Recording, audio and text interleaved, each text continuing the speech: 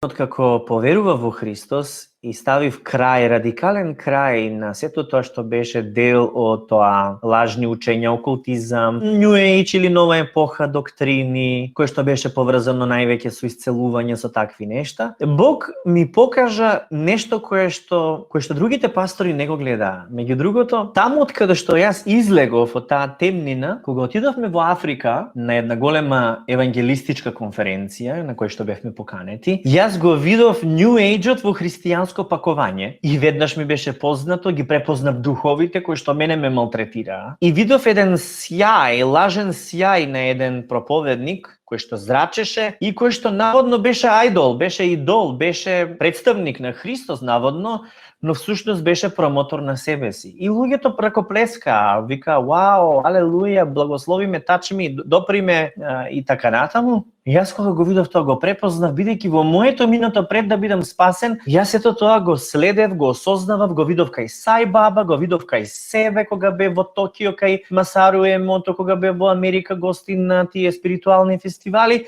се одреков од тоа, се покајав за тоа, завршив со тоа и сватив дека не сум јас најважен, Христос е најважен, тој е тој кој што му припаѓа славата и кој што треба да расте, јас да се смалувам. И го почнав тој христијански живот и наеднаш одново почнав да им пречам на сите, па дури и на христијани, и на новородени, и на пастори, и така натаму, но сиот тој филм за многу мали секунди го гледа во таа Јужна Африка, на таа конференција, гледајќи кон проповедникот кој што зрачеше со себе. Лесно ми беше да ги препознам и му кажав на луѓето кои што беа со мене дека ова не е правото, дека тоа е погрешно и дека треба да се повлечеме од таму. И така заминавме од Африка, си дојдовме. И како одеше христијанскиот мој живот, духовниот развој, како пастор, не бев спремен, би рекол, дека ќе се соочам со неправедности, со предрасуди од луѓе кои што читаат Божјо Слово, кои што, како што напоменав, се пастори, новородени луѓе, и имаат осуда, предрасуда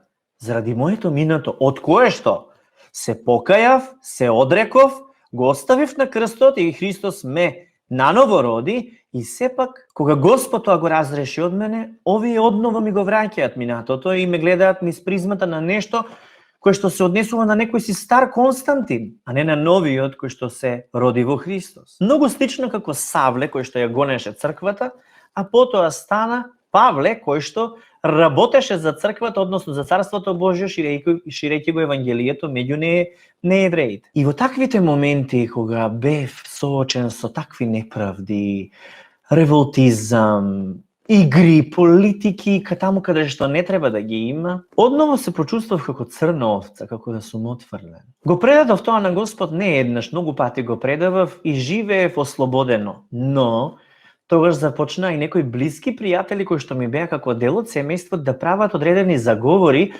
кои што резултира со одредена состојба на предавство. И тоа дополнително повреди и ја видов шемата на непријателот дека нема одново ќе направи ситуација преку одредени луѓе да се почувствувам отфрлено и слично. Забележав дека рефлексот е да продолжам напред со визија, со поглед кон Христос и да ја следам визијата од Бога, но патем да не давам внимание на отфрленоста. Некогаш има рани кои што не се гледаат вака надворешно, но се внатрешни. Ако не се исцелат, прават поголем проблем и јас имав таков проблем. Сакајќи да го надминам тој проблем, гледајќи напред, а ова ставајќи го на игнор, можеби сум дошол до состојба да изградам имидж за себе како да сум многу вреден, како да сум многу посебен. Односно, не би сакал некој од вас да имаат преголемо мислење за мене. Зошто ви го кажувам тоа? Затоа што едно е да имате почит кон мене како кон пастор и повикан од Бога, но не би сакал да ме гледате како идол, како човек кој што има нешто посебно. Тоа посебно што го имам јас, го имаш и ти, го имаме сите, а тоа е Господ Исус Христос. И ако јас во текот на мојот пристап, заради одредени фактори на отфрленост, и одредени други ситуации. Ако сум предизвикал некој од вас да има превисоко мислење за мене, јас навистина жалам и се кајам за тоа. Со мојата искреност, отвореност и понизност, која што не е вештачка за да ви се допаднам, знаете дека не го правам тоа, Со ова што го правам, не значи да си земете слобода да мамате чврги и врз мене или некои други ситуации, туку ви кажувам да се сакаме како браќа и сестри, да не гледате на мене како на Христос. Зашто тој истиот Христос е и во вас како што и во мене. Секој еден од нас има различен повик. Јас сум повикан за пастор, друг е за да биде евангелист, друг да биде во пророчка служба, апостол и така натаму. Но главата на црквата е Христос, не Константин. Не некој друг, туку самиот Христос. И тоа не сакам да го заборавите никогаш. Затоа што тоа е клучно нешто. И ако јас сум допринел за вие тоа да го заборавите, јас навистина се кајам, но ве охрабрувам да се свртите кон Христос.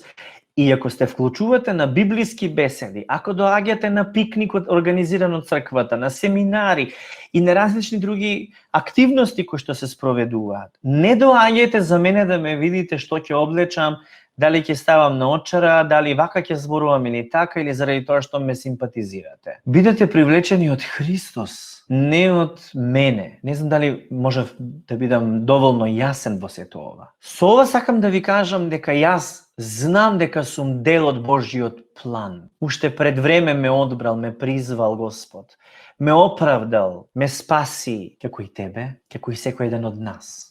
Но Бог е тој кој што врши се и во сите, и само Него му припаѓа славата. Ние сме прославени и ние ја делиме Христовата слава, но таа е Христова. Тоа сакам да го запомните.